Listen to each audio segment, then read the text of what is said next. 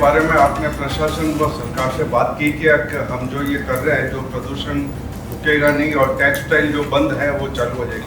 सरकार ने कई अलग अलग लेवल्स पे हमने इसके लिए अप्रोच करी है। हम अगर थोड़ा पीछे जाए 2018-2019 तब से हमने इस पे काम करा है और सरकार ने हमारी इस टेक्नोलॉजी के बेसिस पे कंपनीज को और फैक्ट्रीज को जैसे कहते हैं consent to operate, consent to establish, consent to operate भी दिया है। तो ये टेक्नोलॉजी वायबल है, ग्लोबल प्रूफ है और सरकार भी मानती है कि इससे बिल्कुल इस चीज़ से बिल्कुल जो है सुधार होता है, पानी की ट्रीटमेंट होती है।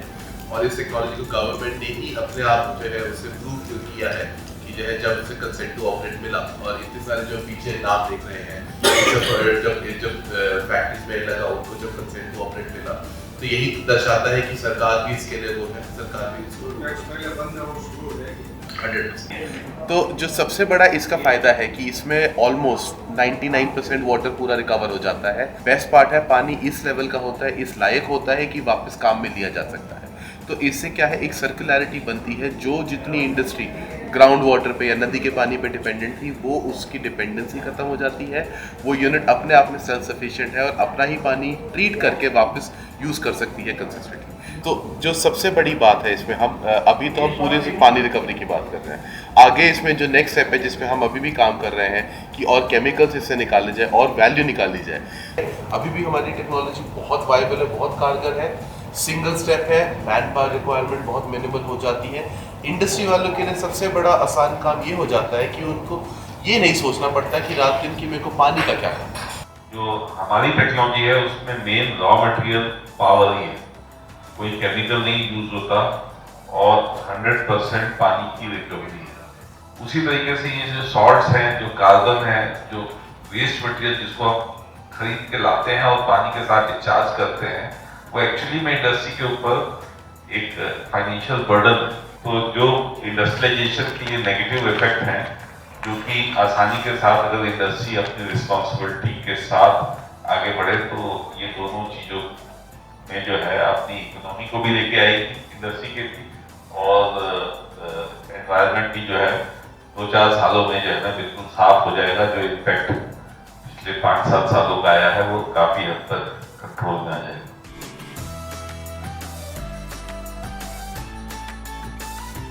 तो कई लोगों से मेरी इंटरेक्शन हुई, कई लोगों से बातें हुई और कई लोग काफी निराश भी हैं कि जो है इस तरीके की तकलीफ इंडस्ट्री को देखने को मिल रही है। मैं खुद क्योंकि एज बिजनेसमैन ये कहना चाहूँगा सर, हाँ ये तकलीफ आती है, आती जाती है, हमने इंडिया के और पार्ट में भी देखी है। पर जो मेरा मानना है कि इस तकलीफ से भी इसका भी सोल्यूशन निकाला जा सकता है, निकलेगा। सरकार भी सपोर्ट करेगी। अभी आई अंडरस्टैंड कि थोड़ा सा टफ है सिचुएशन, बट जो इसके बाद सुधार होगा और उसके बाद जो हम एंड रिजल्ट निकाल पाएंगे, जो हम साथ में निकाल पाएंगे, उसके बाद हमारे को मुड़ के इस समस्या को शायद फिर कभी ना देखना पड़े। तो इसमें हम आपके साथ हैं। आपके जो भी सवाल है मैं कंटिन्यू करता हूँ। कोई भी आपके सवाल है रिगार्डिंग टेक्नोलॉजी, रिगार्डिंग कैसे काम करता है, कोई भी very basic question please sir. According to TDS क्या कॉस्ट वेरिएशन रहता है, like how are you link to inlet water कि एज पर सपोज 10,000 TDS पे ये कॉस्ट है, 20,000 पे ये कॉस्ट है, 30,000 पे ये capex and opex both. And second question, plate and tabular में क्या डिफरेंस है वो समझाइएगा। और my third question, how would you suggest tertiary to MBR और tertiary to RO then to MBR? हमारा major question, which one is the best? Sir पहला question regarding TDS से देखिए, TDS का क्या मतलब है? TDS मतलब आपके पानी में कितना सॉलिड है, जितना आपका पानी कम उतना कायदे से ऑन पेपर लगता है कि इवैपोरेशन कम और है। पर फर्क क्या पड़ता है, जो आपका दूसरा सवाल है उसमें इसका जवाब। दो टाइप के इवैपोरेटर जो यूज करते हैं, प्लेट टाइप और tubular type. Plate type efficient है, कीपेक्स में भी कम है, एनर्जी काफी कम लगती है, ऑपरेशन कॉस्ट बहुत कम आता है और केपेक्स में भी काफी कम आता है। एक पॉइंट तक हम उसमें इवैपोरेशन करते हैं। मान लीजिए तो एक नंबर में रफ अगर मैं कहना चाहूँ तो around let's say 2 lakh litres for example, 2 lakh litres तक हम इवैपोरेट करते हैं प्लेट में। उसके बाद जाती है, उसके बाद जो उसका कॉन्सेंट्रेट निकलता है वो जाता है ट्यूबलर में। पर एसेंशियली क्या है सर, देखिए पहले प्लेट में इवैपोरेट करते हैं और फिर ट्यूबलर में इवैपोरेट करते हैं। ज्यादा इवैपोरेशन जितनी आप प्लेट में करोगे उतना आपका केपेक्स होगा, तो जितनी आप ज्यादा TDS दोगे उतना आपका प्रोजेक्ट इन जनरल ज्यादा एक्सपेंसिव होगा। लगभग 7 साल हो गए जब से मैं जो है राजस्थान में मुझे काम करने का मौका मिला। पाली बड़ौदा के इलाके में और जोधपुर के इलाके में पानी की कमी है, तो एक एक बूंद बड़ा कीमती है। जो प्रॉब्लम अब सामने आ रही है ये आप ही की, क्योंकि आप ही लोग यहाँ रहते हैं तो आप ही का इलाका जो है वो खराब हो रहा है। 100% वाटर रिकवरी के साथ साथ अब आपको हीट रिकवरी और केमिकल रिकवरी और कार्बन रिकवरी ये सारे बारे में भी सोचना पड़ेगा। आप अपनी इंडस्ट्री को मोस्ट प्रॉफिटेबल बना के रखें तभी आप आगे बढ़ पाओगे। तो हमने 100% अभी रिकवरी करी है पानी की, आने वाले दिनों में 100% केमिकल रिकवरी भी कर देंगे, जिसमें कि आपको किसी भी किस्म के सॉलिड डिस्चार्ज भी नहीं। जैसे हाईवेज बनते हैं बिल्ड ऑपरेट ट्रांसफर पे पीपीपी मोड पे, क्या आपकी कंपनी काफ़ी अच्छी है, सेंट्रल और स्टेट से लगता है अच्छी लाइजनिंग है, क्या आप 35-40 MLD का बिल्ड ऑपरेट ट्रांसफर पे कंपनी कुछ लगा सकती है? इतने सारे व्यापारी बैठे हैं, आपको पैसा तो लग सकता है। मैं हमेशा जो है ना, मैं ये नहीं चाहूँगा कि मतलब जैसे कि मैं पब्लिक ट्रांसपोर्ट का सपोर्टर हूँ।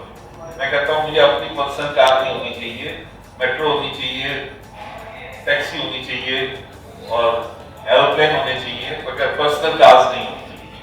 सो मेरी लाइसेंसिंग मैं बिल्कुल स्ट्रेट फॉरवर्ड सभी गवर्नमेंट के साथ एज ए टेक्निकल पर्सन ही बात करता हूँ, जैसे मैं आपके सामने बात कर रहा हूँ। तो और मुझे डर लगता नहीं किसी भी बात से कि अगर मैं बात अपने देश के हित में और अपनी इंडस्ट्री के हित में कह रहा हूँ तो मेरा सेल्फ इंटरेस्ट नहीं होता वहाँ। तो अगर मेरा ये मानना है कि आप सब लोग सरकार के साथ में, मैं भी आपको किसी भी जगह चलने को तैयार हूँ, कहीं पे भी सपोर्ट देने को तैयार हूँ। और मैं आपको विश्वास दिलाता हूँ कि कोई भी पार्टी की सरकार अगर मुद्दा सही है तो सपोर्ट मिलेगा और काम होगा। और थोड़ा सा देर होगा होगा, क्योंकि ये काम जो है इंडस्ट्री को सपोर्ट करना और राइट वे में सपोर्ट करना, ये बिजनेस के बियॉन्ड मेरी रिस्पॉन्सिबिलिटी है। मैं हमेशा आप लोगों के साथ हूँ और थोड़ा सा देर होगा एक सर ये जो सिलिकेट आता है टेक्सटाइल के अंदर में जी, तो उससे इस प्लांट की लाइन में कोई फर्क पड़ता है, उसका भी कोई सॉल्यूशन आपने आगे के लिए सोचा है? सिलिकेट जब आगे लोग इस इंडस्ट्री में सोडियम सिलिकेट यूज करते हैं।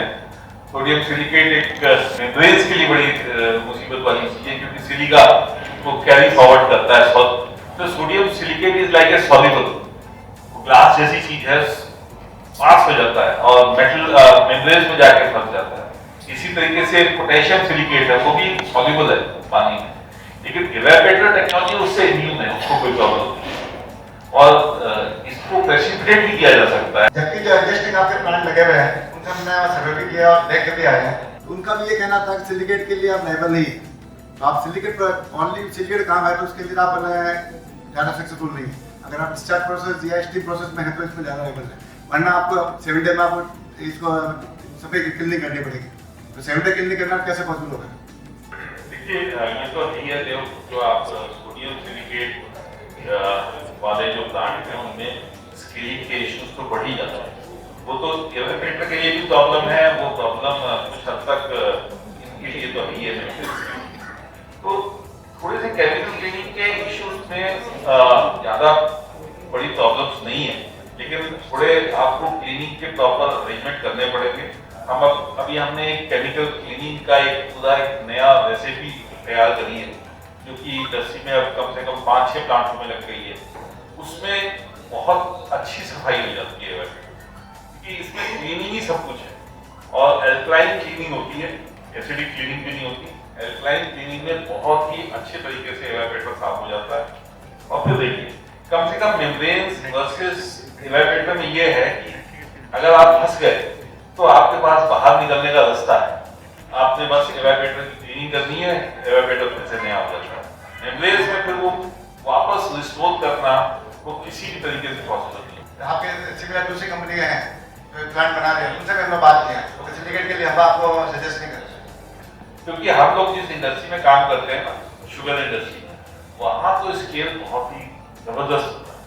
वहाँ तो सिलिका होती है, तो उसके अंदर गन्ना है, सिलिका खुद ही पैदा करता है। सिलिका मतलब आप सोचिए कि गन्ने के अंदर 3% सिलिका होता है, तो इनहेरेंटली सिलिका है, कैल्शियम सिलिका है, कैल्शियम सिलिकेट। तो वहां पे आपके पास चॉइस नहीं है।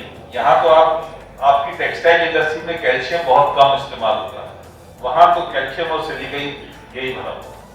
और ऐसे ही बेम्बू इंडस्ट्री है, जहाँ पेपर बन रहा है, वहां पे भी जो है बेम्बू भी बहुत सारा कैल्शियम और सिलिका के साथ होता है। तो उन इंडस्ट्री में एवेपोरेटर में आप बचा नहीं सकते, आपको सिलिका मिलेगा ही नहीं। तो सॉलिड हैंडलिंग है वो सबसे बड़ा हमारी कंपनी के लिए बड़ा मुद्दा है।